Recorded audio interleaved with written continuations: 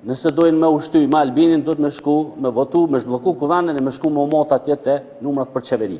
Po për shifni situatën është hera 24 që nuk votohet komisioni zgjedhor.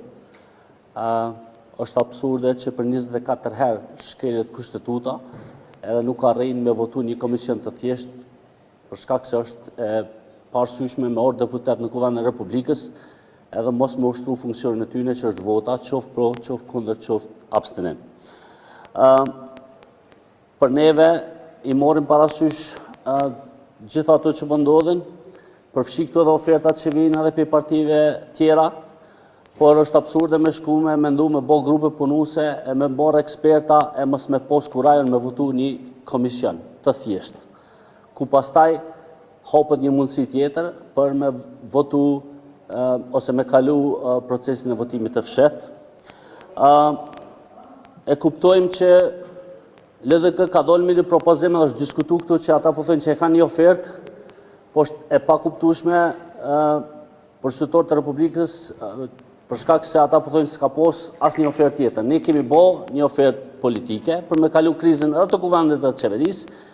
LDK-ja e ka refuzuar atë. Për mua është e pa kuptim se cila nga pikat që i ka ofru LDK-ja s'po mu i ka me implementu pa PDK-n. Po për cilën pik i duhet PDK-ja pa tjetër për me kalu planin ose këtë ngërçin që ata po thunë.